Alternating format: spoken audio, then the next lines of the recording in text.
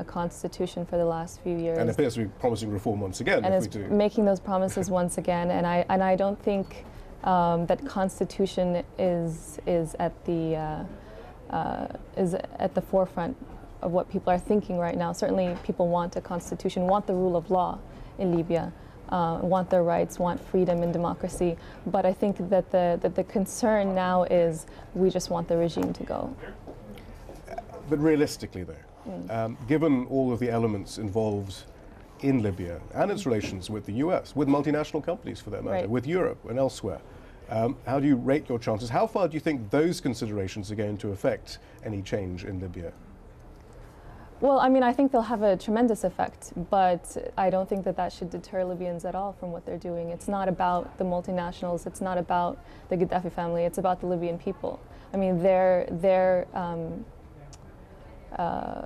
what they want is what should come first. So when we speak of the multinationals and the Gaddafi family, well, those things are, the multinationals certainly are important. Libyans want to see investment in their country, but not, at the expense of everything that they're going through right now. And just because the Gaddafi clan is not there doesn't mean that, people will always be coming to Libya. There's oil, there's natural gas. We were talking about Gaddafi perhaps speaking to the US as well as Libyans, but clearly he was also talking about oil multinationals who hold quite a lot of sway in geopolitics after all. I'm pretty sure they'll be back. Well, thank you very much for your analysis. Najla Abdurrahman, thanks so much for staying with us these past few hours. Thank you. Now, for his response to Saif al-Islam's speech, we spoke to a protester in Tripoli. He asked not to be identified. Here's his response. Yeah, well, now we just came back to listen to the speech, but we've just heard news that it's up and running again, where the people are going back to the Green Square. And I think what I've heard right now, we've got the Green Square. All the pro people have left. And hopefully, today, tomorrow, we'll be free. Now he's saying that, he's gonna, tomorrow we're gonna have a new, they're gonna meet with the heads of state and all that thing. They're gonna meet and they're gonna discuss the democracy. But actual life, we're taking the Green Square, the center of Tripoli is now for the protesters. And nowhere to run, nowhere to hide. It's over. It's close to being over. They're gonna come back and fight for it again, but it's not losing. So just to make that clear, I'm not sure I completely understood, but protesters are leaving the square to return tomorrow, or are they still gathered in Green Square? The Green Square now belongs to the protesters. Right. The pro-Gaddafi people have run away. They have taken, they've just gone. It belongs to the protesters. Presumably... For the last 2 days, they've occupied it. Today we've got it back. Just got it back now. And have there been any further clashes? We had heard earlier there were reports there of further...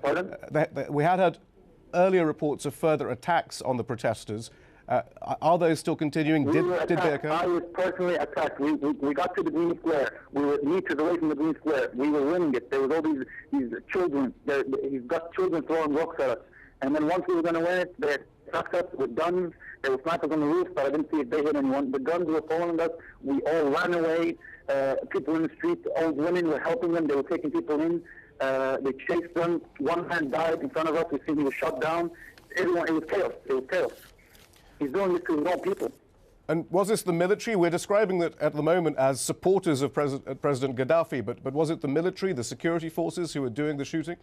There was people, we were throwing rocks at people. They were throwing rocks back, and then all of a sudden there was 2 or 3 cars. The one that came down our road was a small white car with guns coming out by a lot of troops.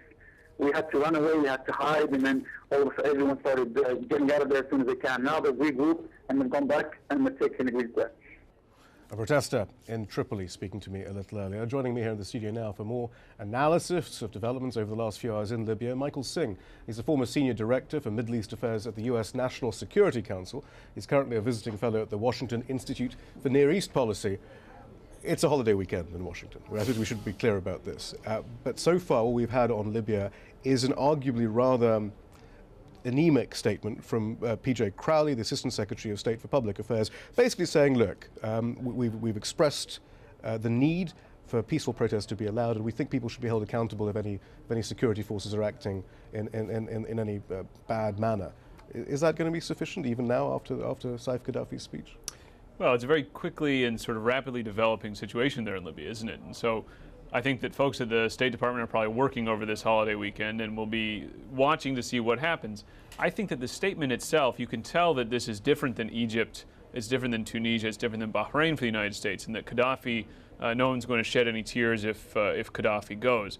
And so actually I would read some of the lines of that statement, for example, talking about accountability for individual members of the security services, to be in a sense a warning to other members of the Libyan elite, to say you're going to be held accountable for what you do in the midst of this crisis.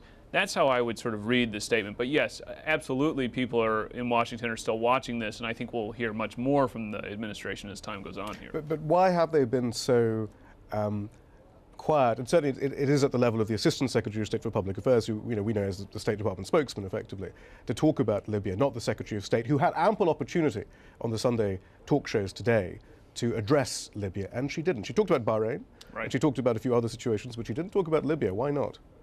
Well, I think that part of it is simply there is so much going on that they're sort of watching, again, to see what's happening. They don't want to be rash, and they don't want to say the wrong thing in a sense. They don't want to get themselves into a situation and make the United States the story as opposed to what's happening on the streets. And they're very well aware that Gaddafi's modus operandi will be to try to use whatever statements the U.S. makes to his advantage, much as, say, the Iranians or the Syrians. Right, and now the U.S. is being enormously outspoken about the Iranians right now. In fact, I think Hillary Clinton might have talked about Iran again today. That was the argument used for not speaking up about Iran. They are doing that now. So, again, does that logic still hold for Libya? Well, in a sense, I think they're erring here on the side of caution. But I think you're right. There's a need now for the United States to speak out more forcefully about what's going on in each one of these countries. And so I wouldn't be surprised if, as the U.S. sort of watches this situation, gets its hands around exactly what's happening, that you hear more from them. But what are they so scared of?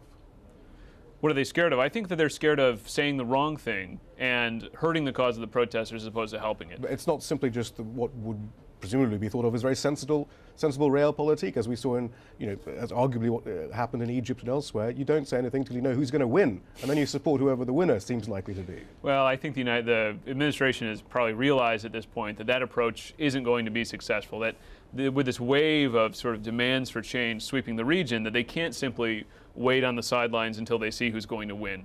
And that's why I think you've seen the administration be more forward-leaning in places like Bahrain, where frankly they have a very close ally who's now under pressure.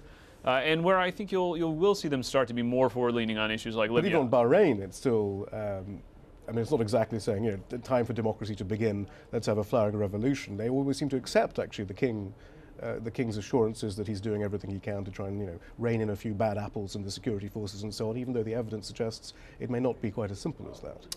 Well, I think they're in their statements they have made the right calls for responsiveness to the protesters. In a sense, the protesters themselves are looking for, it looks like, some kind of compromise over constitutional monarchy. So I think, again, the United States is going to try not to get too heavily involved in the issues, but will try to pressure even allies now to respond in a forceful and clear way to these calls. We'll return to Bahrain perhaps a bit later, but as far as Libya is concerned, it does seem odd to talk about Libya without mentioning the word oil. In fact, and I wonder whether that is one of the major things uppermost in the State Department.